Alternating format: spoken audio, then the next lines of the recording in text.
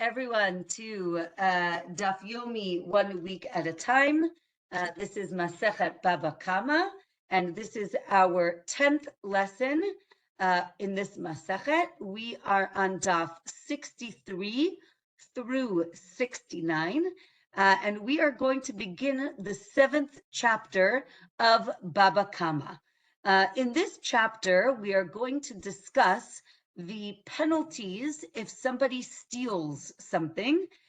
What does it mean? What do they have to pay? So that is what we are going to discuss today. Okay, the chapter begins, we're actually at the bottom of Daf 62. The Mishnah tells us that a person who steals needs to pay back double. Double is called kefel. Kefel means like kaful, means double. And there's also, if someone steals particularly either a sheep or an ox, and then they sell that animal or they slaughter it, so then they need to pay back either 4 if it's a sheep or 5 times the value of what they stole. So the Gemara says that the liability of kefel, of double, is more than the liability of 4 and 5, and we'll see what this means. The Mishnah then says, if you steal from a thief, right? Let's say a thief steals an item, then you come along and you steal it from the thief, then you do not have to pay double or 4 or 5 because the thief is not the original owner. Only when you steal from the original owner do you need to pay these penalties. And the Gemara is going to discuss what does this mean. Okay, so now the Gemara says that there's 2 cases of theft. One is the regular case, someone breaks into someone's house and steals something. There's also something called ta'anat gneva, which means that you claim theft. What does that mean? Someone says to you, can you please watch my vase? And you say, of course, I'll watch your vase. And then they come back and they say, all right, can I have my vase back? And you're like, no, it was stolen from my house. Like, so I don't have it anymore. And then you swear that you didn't take it, you didn't do anything with it, and then it turns out that you did. So now you're called a thief, right? Because you, in essence, stole it, even though originally it came to you in a permissible way. And if that is the case, you also have to pay you have to pay double, but that person does not pay 4 or 5. Okay, but let's say you claim a collateral was stolen, but it was not. Again, in this case, you do pay either double or 4 or 5. And the Gemara goes through how we understand the liability to pay double based on the verses in the Torah, using one of the principles that we use to understand the Torah. And that principle is, in Hebrew, it's called klal, prat, klal. And that means a generalization, then a specification, and then a generalization again. When we have that format, so then we say that it's not only the things that are mentioned in the specification, rather anything that's like, right, it becomes a category.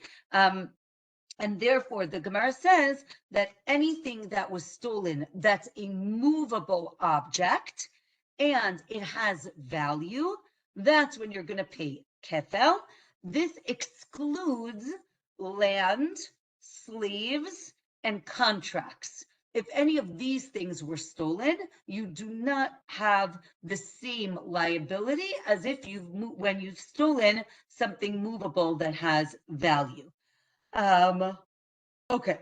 The Gemara on Daf 63 again tells us that again, with the way we understand the verses, each word is specifically there to teach us a particular thing. The Gemara says, well, maybe the verse is just teaching us that it only includes animals that their carcass makes things impure, and that would exclude fowl, right? So if you stole your neighbor's chicken, maybe you wouldn't have to pay double. And the Gemara says no. It uses the word kol, meaning everything, and therefore it includes birds, and it includes anything that is mobile. So again, the verse itself says, if you steal something, and it gives specifics, an ox, a donkey, a sheep, or a piece of clothing. So the Gemara explains why each one of those things is there, and it's there to teach a particular item, but it's there to give us a general category. Again, remember we said someone comes and says, where is my collateral? And the person says, it was lost. So then the person needs to swear that it was lost, and then they do. And then let's say witnesses come and say, oh, no, he ate that produce that you left there. So then he needs to pay back the value. And if he admits it on his own, so then he pays the value plus a fifth of that value, plus he needs to give a sacrifice called an asham sacrifice. That is when you admit it on your own. So you get to bring a sacrifice that will bring you atonement. If he says that it was stolen and it really wasn't, so we said he has to pay double. If he admits it, so then he does not pay double. He just pays the principal, again, plus a fifth, plus an asham, a sacrifice. You bring a fifth, which is a chomesh. You bring a fifth and a sacrifice when you swear falsely. So he swore falsely because he swore that the item was stolen when really he stole it himself. If he doesn't swear that it was stolen, so then he does not pay kefel, he doesn't pay double, meaning he doesn't become like the thief. He does have to pay it back though. So the verse says, if they don't find the thief, meaning he claimed, right, like, so meaning he says that it was stolen, and then like he claimed, rather he stole it himself. So then the verse teaches that that's when you need to pay. And again, only if you swear that it was stolen does that person need to pay double. Again, if he claims falsely that it was lost, you do not pay double. Okay, so the Gemara brings up that there are two verses. One speaks about real theft, again, one person stealing an object, and the other verse is about, again, the person who claims it was stolen but it really wasn't, or maybe both. Again, it's a machloket, or maybe both verses speak about a person claiming that it was stolen, but really he stole it. And therefore, you need a verse to teach about a regular thief, that he is liable to pay double. Okay, Daf 64 tells us that, remember we said the verse has different words in it, different specific items that are stolen. Each one comes to teach something else. So when it says the word ox, it teaches that animals that go on the altar, on the mizbeach, that can be brought as sacrifices. And then it has the word gneva, right? Something that was stolen. So that adds anything. It says the word sheep. This includes things that are movable, that you can pick up. Again, you don't really pick up an ox. It is movable, but a sheep you pick up. And it says donkey to include things that have, that their firstborn is special, right? The firstborn of a donkey is special. And therefore, maybe it includes, maybe it doesn't include other animals. And then again, it has the word theft, gneva, that comes to include all other living things and all other things. Okay, and again, the Gemara talks about our way of understanding the verses with the principle of klal, prat, klal, right? Again, when we have a generalization, then we have a limitation to that, and then again, a generalization. So as we said, right, we need all the details in the verse to teach that all movable items that have value, if you steal them, you are liable to pay double. Okay, let's see. So we said that, again, we're using that principle. There is another similar principle, but it's a little bit different. It's the same structure of klal, prat, and klal. And this is called, in Hebrew, ribui, which means an amplification. Then mi'ut, which means a like specification or like a narrowing of that. And then again, ribui. So there are schools of thought that hold by one principle, and there's schools of thought that hold by the other principle. If you use the first principle that we mentioned, klal, prat, klal, it ends up including a lot more things because the middle becomes a classification of what do all those things have in common, and then the rule is going to include more things. If it's ribui and mi'ut, it's going to include much fewer or many, I don't know how you say it, fewer things, and it will not include everything. Okay, if a person admits that he owes a penalty, and then witnesses come and say, oh yeah, he owes that penalty, so then you're still exempt from paying it, because again, he admitted before the witnesses came, and therefore he would not have to pay. Or if there are witnesses at all, and you are liable to pay, so then you still pay. As long as there are witnesses, it doesn't matter if they came before your admission or after. Okay, and then the Gemara tells us that any statement repeated in the Torah teaches something new. So here we see that the Gemara tells us that a thief pays double, even if he didn't swear falsely. Now, we could have learned double for the thief from the person who claimed that it was stolen, but really they stole it. And he got, right, again, so we said we could have learned one from the other, but really they're different. If I'm watching something for you and I say, oh no, I'm so sorry, it's stolen, so then it's different than someone coming into your house and taking an object, right? Meaning the person who is watching your object received that object in a permissible way. So maybe there would be a difference between those two people. But the Torah taught us the thief separately because he doesn't need to swear falsely. And he still needs to pay double. Again, so now daf 65. Let's say you found the item in his hand, then he needs to pay double, or really anywhere on his property, right? Because it did say in the verse it was found in his hand, but it does not necessarily have to be in the person's hand. It could be somewhere, in their property. Rava says that the thief has to pay the principal based on the value of the item when he stole it.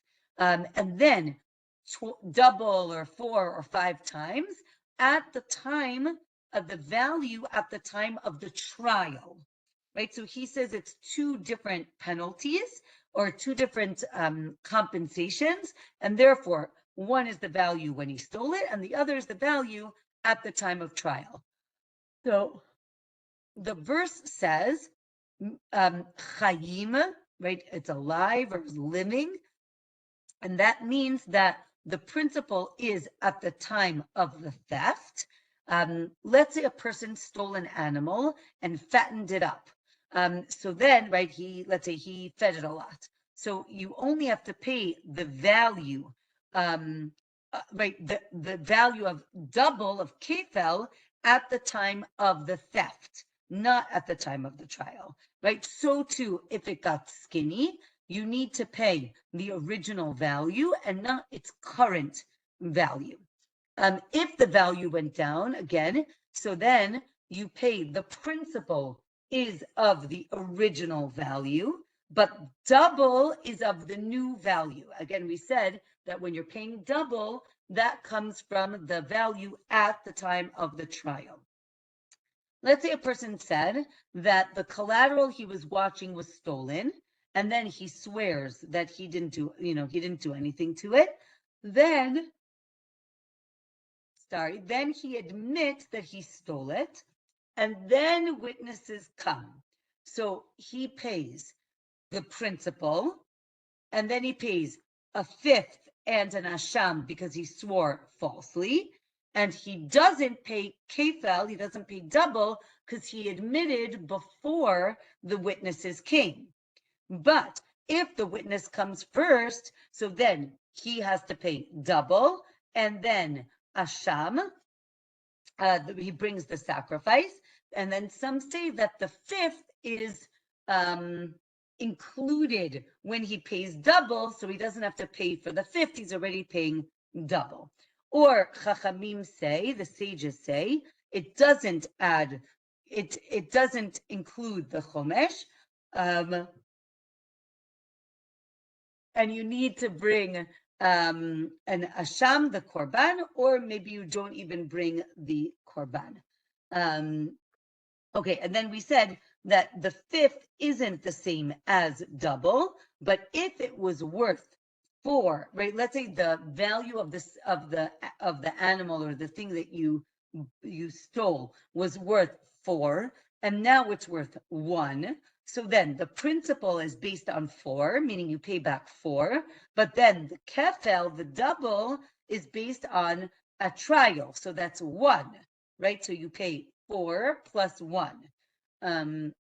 Or no, it's still valued at 4, but what's the case? He swears 4 times. Therefore, he needs to pay 4 chomesh payments, right? 4 1/5 payments.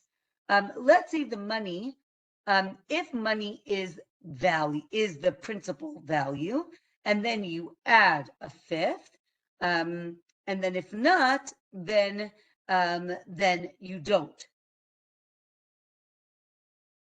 Okay, let's say a thief stole an animal and then it grew up, right? So in the Torah, right, or in also Hebrew language and in English language, a baby animal has a different name than an adult animal, right? So if you steal a taleh and then it grows up and it becomes an ayil, right? Meaning every animal, right? If you steal a lamb and then after a year it's a sheep.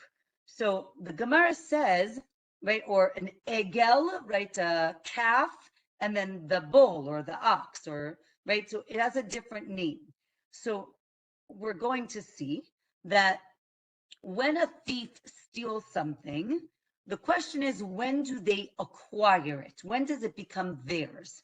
And we're going to see different opinions on what that means. Some say that you have to make a change to the item.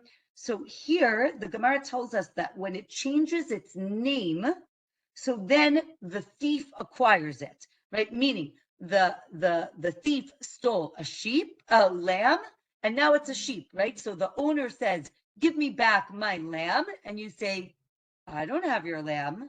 I have a sheep, right? That's different. So the Gemara says that he acquires it when it changes its name. And then when he sells it or he kills it, he's actually selling his own animal, and therefore he doesn't pay 4 or 5 times because it's no longer the original owner's. Now it is his own, right? It's his item. Therefore, you should pay back the value that it is now and not the original price. So maybe the thief acquires it because it changed its name.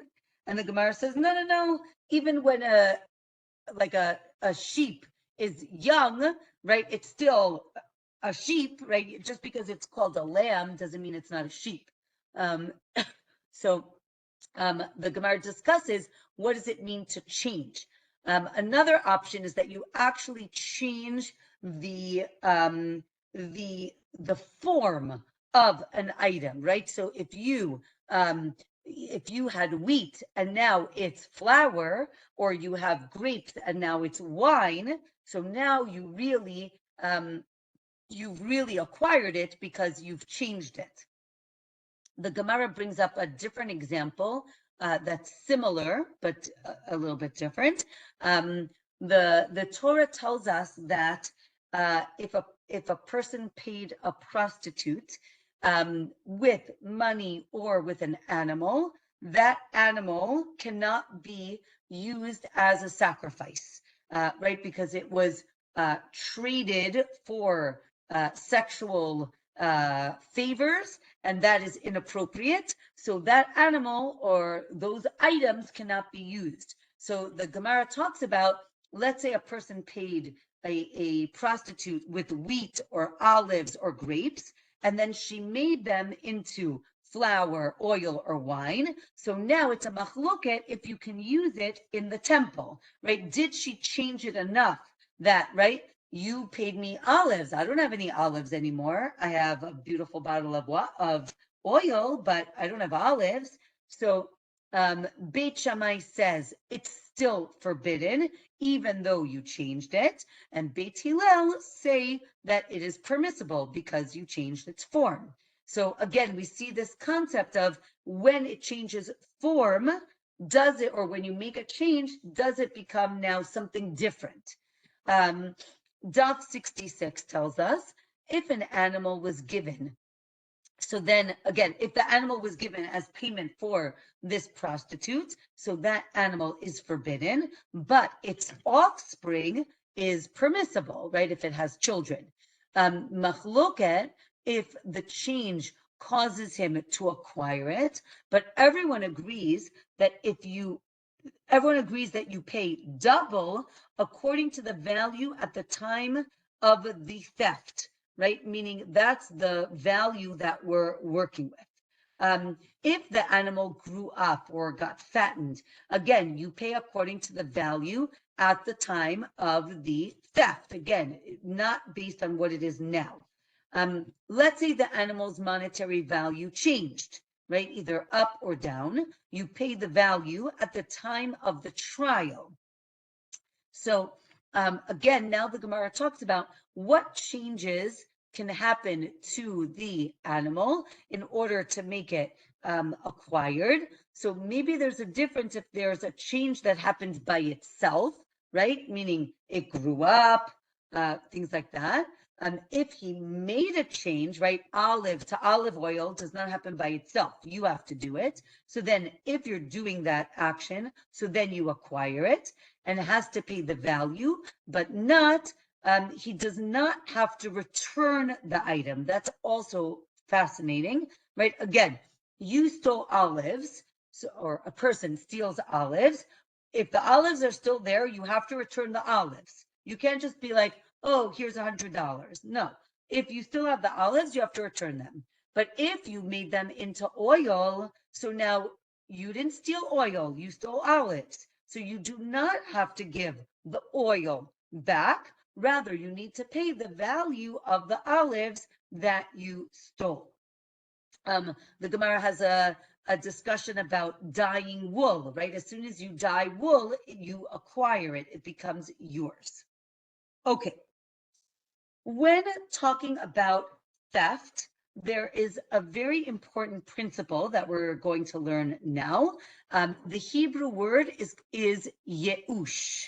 Yeush means despair. And we're going to see there is always going to be a question of, did the owner have yeush? Did they despair? What does that mean, right? If you've ever, right, walked down the street and you had a, $20 bill in your pocket and you put your hand in your pocket, the $20 aren't there. What are you thinking, right? So there's two responses. Oh my gosh, I just lost $20. Everyone, nobody move. We have to find my money, right? And you look around and you try to find the money, right? That's not having yeush, meaning you are not despairing. You're like, I need to find it now. You put up a post, you put on Facebook and WhatsApp, right? I lost this, please help me find it, right? But if you say, oh, I can't believe I lost that $20. What am I going to do? Right? There's no way I'm going to find it. Right? As soon as you think it, right? You don't have to say it, but as soon as you think, oh, I'm never going to find it, it now changes the status of that item, which means that if anybody acquires that item, it's now theirs because you gave up all hope. If you don't give up hope, the other person, even if they find it, they do not acquire it. Well, we'll see. But that's the machloket. We're going to see the machloket. Okay, so that's called yeush or yeush in modern Hebrew. Okay, so now the Gemara asks, right? We're in the middle of Daf 66. Does yeush make the thief acquire it, right? Again, we're talking about the original owner.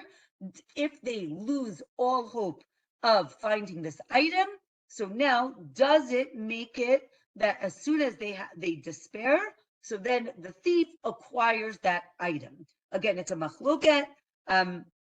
Maybe you acquire it deoraita, biblically. Maybe you acquire it just rabbinically. And then, so now there's two aspects as well. One is with theft, and one is when it's lost, right? Because you don't know where, right? You don't know if someone pickpocketed you or it just fell on the floor. So the machloket is if it was stolen, so it's a machloket if yeush gets you to acquire the item. But if it's lost, right? So then if you have yeush, so then the other person does acquire it, right? Because again, he came to it with permissibility, as opposed to theft where you actually stole it. Okay, so the Gemara is going to bring many different cases where we're going to test if yeush works or not. So one case is with chametz, with leavened bread, or right, things that are forbidden to eat on Pesach. And let's say someone stole, right, a pita that was in your refrigerator, that you had in your refrigerator all through Pesach, right? That pita you're not allowed to eat because it was not sold for Pesach. So now the owner has yeush, but the thief, he doesn't want that item because he can't eat it either. It's called chametz that avar alav haPesach, which means a chametz that was around during Pesach, and now it's after Pesach. The thief doesn't want it because he can't do anything with it. So maybe in this case, yeush doesn't make the other person acquire it because, again, he doesn't want to acquire it.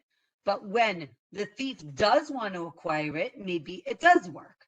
Another case is the Gemara tells us that you cannot bring a korban, a sacrifice that was stolen. You cannot bring it. So we're not sure exactly what the case is. So the first way to understand the case is you stole someone's sheep, and then you're like, oh, great, let's bring that to the temple as a sacrifice.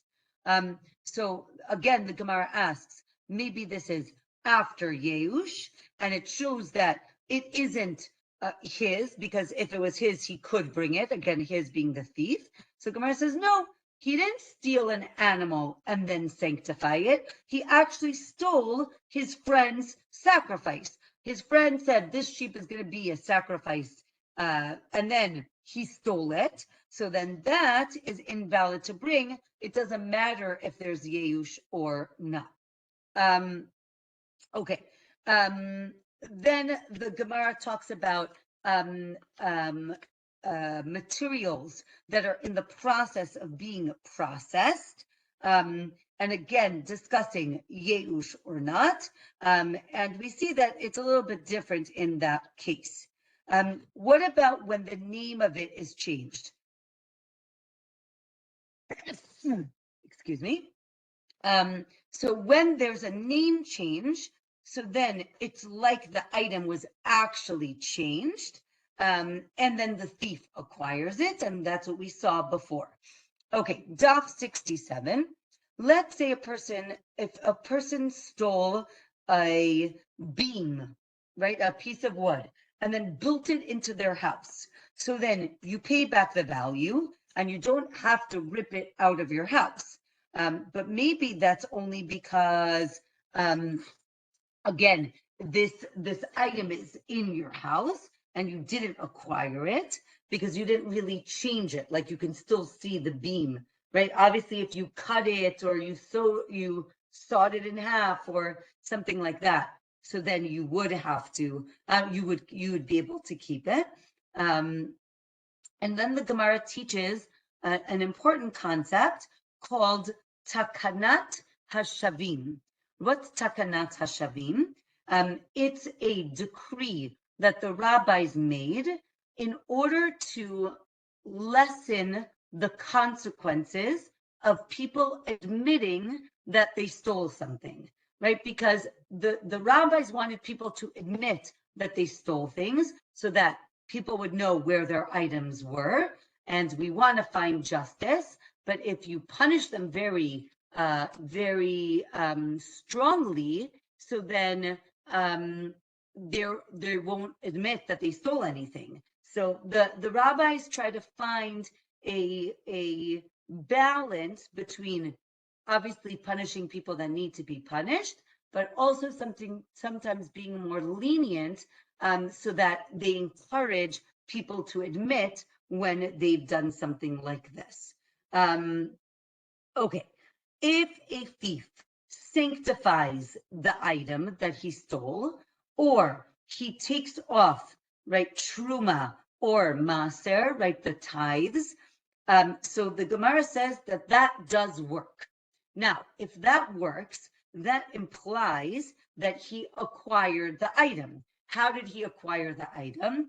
The Gemara says it must be that there was despair, there was Yeush. As soon as there's Yeush, the thief acquires the item. Now he can do with it whatever he wants. The Gemara says, no, maybe it's because there's a change in the name, right? The name of the item was tevel, which means produce that wasn't separated with trumot and masrot. Now you separated it. So now it has a new name. Now it's cholin. So maybe that's it. Okay.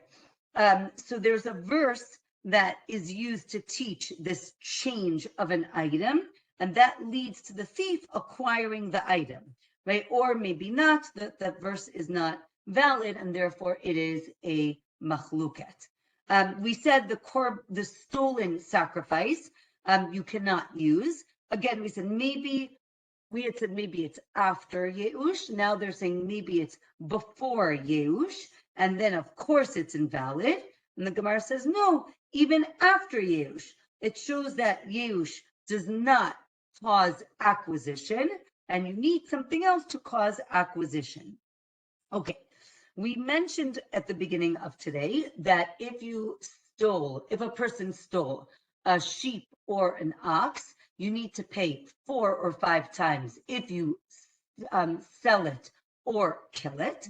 So the Gemara tells us this is only for an ox and a sheep, but not for other animals. How do we know this? Because it's mentioned an ox and a sheep are mentioned twice in the same verse, meaning I only mean ox and sheep, nothing else. Okay. The Mishnah said that if someone stole from a thief, you do not pay double. So now the Gemara wants to understand, how does it work? Maybe it's only if it's before Yeush. If it's before Yeush, it's not the thief's. Therefore, if you steal it from him, you do not pay double. But maybe after Yeush, right, if the original owner despaired and gave up hope, so then the thief does acquire it. And if you steal it from the thief, you need to pay back double. Okay. Why do we pay 4 or 5 times for this sin?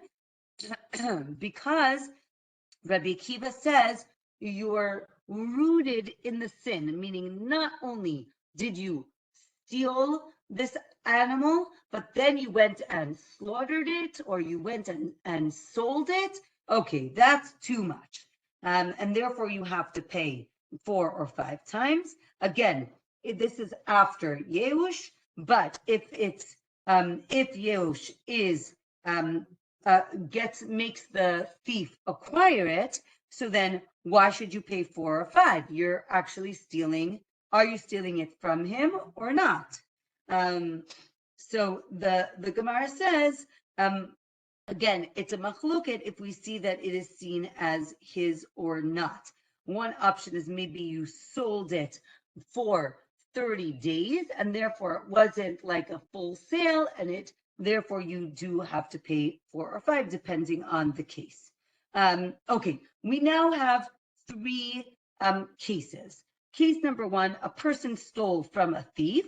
So the first thief has to pay double because he stole it from the owner. And then the second thief pays the principal. That's it. He doesn't pay double. Then another case is a person stole an item, then he sold it, and then a second person stole it from that person. So now, the person who stole it and then sold it, he needs to pay 4 or 5 times. And then the second person who bought this animal, he doesn't know where it's from, so he owns it. Therefore, the second person who stole it from him has to pay double because it's seen as a regular theft. Okay, let's say you stole an animal and then you slaughtered it, and then a person stole the carcass. So the first person pays 4 or 5 times, and then the second person who stole the carcass only pays the value, the regular value, and not double, because again, it wasn't his. Okay. The second case says that the thief, that the thief who stole it a second time does pay double. It must be that this is talking about after Yeush, right? After the person despaired. The first case says you only pay principal. That shows that Yeush doesn't acquire the item, because if you steal from him, so then you should have to pay double. The last case, there's a change in the item. Again, the person killed the item, so you acquire it. So then why does he pay the principal? So the Gemara says, no, all these cases that we just mentioned are before Yeush. They're before you give up hope. Okay. If the thief sells before the original owner gives up hope, he's liable. Or maybe he's exempt.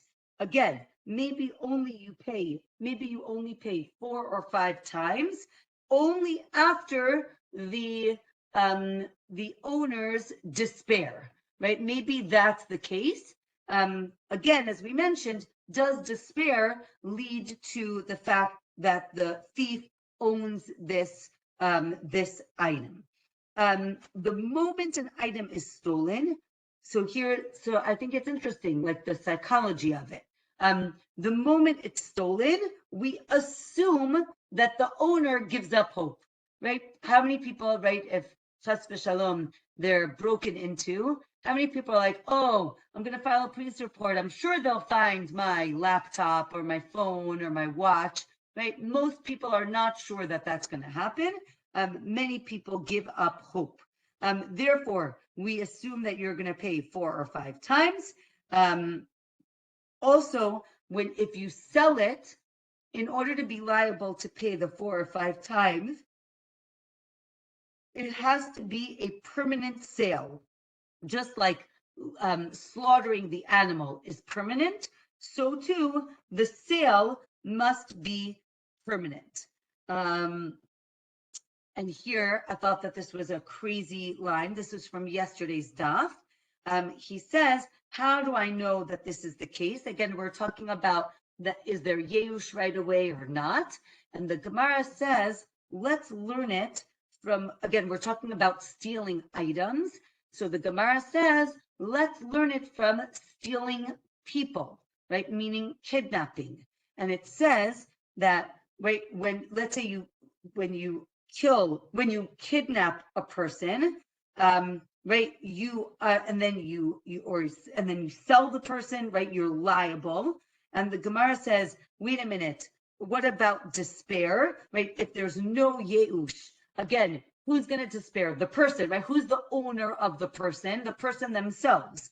So the Gemara says, no one ever gives up hope for their own freedom. Meaning a person who was, right, chas v'shalom, kidnapped, they always have hope that they are going to be freed. And I thought, like, reading this was just so powerful. So let's just put in a special tefillah, right, that all the hostages should be returned home safely. But I really thought it was so powerful to talk. We're talking about despair. And here the Gemara is saying, right, a person never despairs, right? They are going to fight for their freedom. So I thought that was very, very impactful. Okay. So the Gemara says, let's say a person, right, stole something, then they sanctified it, and then they slaughtered it. So here you pay double, but you do not pay 4 or 5 because they sanctified it. Wait a minute, how could they sanctify it? How does the thief own this item? It must be that it's after Yeush, right? After the owner gave up hope. Okay, right, maybe there was a trial already, maybe it wasn't a trial yet. Okay, daf 69. A person stole an item and then the owner didn't despair, so neither of them can sanctify the object.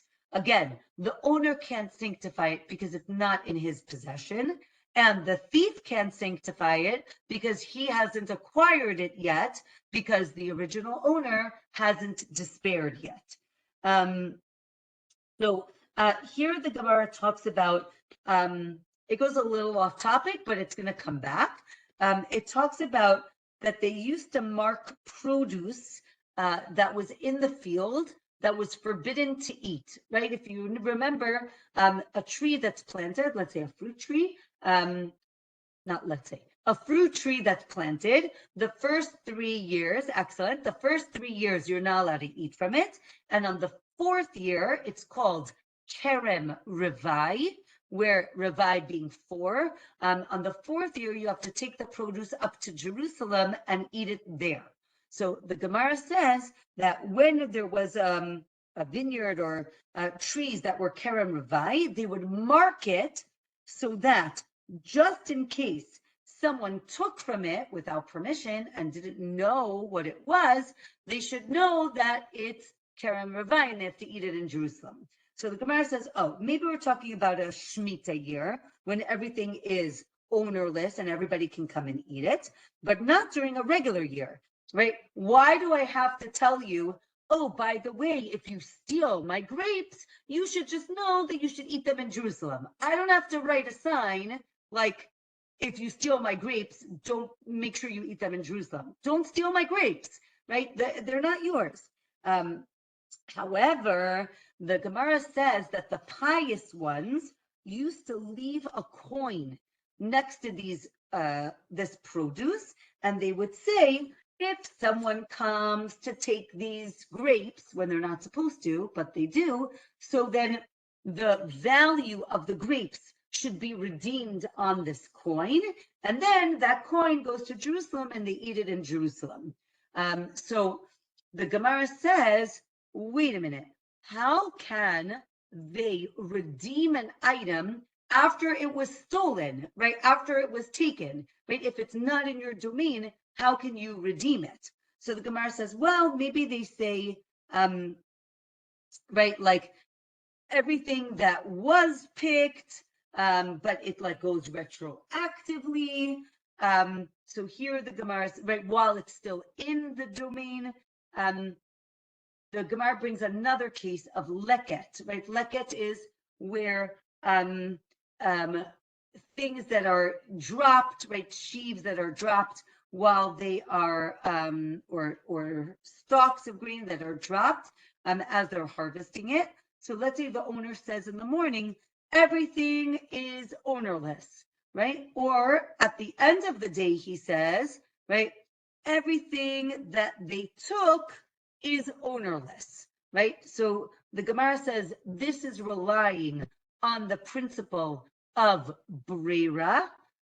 Brera is a very famous, very important principle. Not everybody holds by it. Not everybody uses this principle. Brera means retroactive designation, right? So like this case, right? Everything that they did take, oh, those things are retroactively hefker, ownerless. So there's a big machloket whether or not you can use retroactive designation here, right? So too with the case of the Kerem Revai. Okay. The Gemara brings another Brera case of inheritance, right? When you split up the family estate, right, amongst the relatives, right, the, let's say, brothers. So there's a machloket how you see these brothers, right? Do they each buy their portion from each other? And it's like a business deal, right? So we all own the land and now we're going to break it up into 4. So like you're selling me this portion and I'm selling you that portion. And therefore, after 50 years on the Jubilee year, on Yovel, everything comes back together because they're like business partners. So it comes back together and then you redivide it. Or are they like partners? And then we say, you're getting a quarter of the estate, it's yours. I'm getting a quarter of the estate, it's mine. And then you do not come back together. And that's also Brera because it's saying, oh, ultimately, right, the father ultimately left this child this quarter of the plot, right? And it's not that like we all decided, but this is his field that he's going to use. Okay, we said that the second thief doesn't pay double to the original owner. We said that he doesn't pay double to the thief, right? Because he doesn't own it. Maybe the second thief should pay double to the original owner. So the Gemara says no, because the item wasn't stolen when the second thief stole the item. He didn't steal it from the original owner. He stole it from the thief. And because it wasn't in his domain, he does not pay him double. So then the Gemara from there says, maybe you can only sanctify an item that's in your domain, right? It has to be in your property. And from here, we talk about Maser Sheni. Again, Maser Sheni was brought up to Jerusalem, and you eat it in Jerusalem. And the question is, when you separate it, is it that it's God's produce and he lets you eat it in Jerusalem? Or is it your produce that's sanctified? So the Gemara says it's really the property of God, but God gives us the ability to redeem it, and therefore we can do with it what we want. I mean, within limits, right? So too with Kerem Ravai, right? To transfer its sanctity, the person can do it even if it's the person can do it if it's in their property, but if it's stolen, you cannot, right? Or maybe even if it's stolen, remember again, you stole the grapes, and we're telling you, oh, don't forget, bring it to Jerusalem, right? Or we say, again, it was redeemed on this coin. So we say, even if it's stolen, you can transfer the sanctity onto the coin like the pious ones did. So with that, everyone should have a wonderful day, and wishing everyone a Chodesh Tov. In Israel now, it is already Rosh Chodesh Shvat, which means 15 days from now is Tu B'Shvat. We're going to celebrate trees and flowers and plants. So wishing everyone a Chodesh Tov. And as always, our learning should be in the merit, and may we merit only good news from now on, and may everyone really have a speedy recovery and health. And again, as we said, may all the hostages be released very quickly. So wishing everyone a Chodesh Tov and a Shabbat Shalom, and see you next week at our regular time. Thank you. If anybody has questions, I see that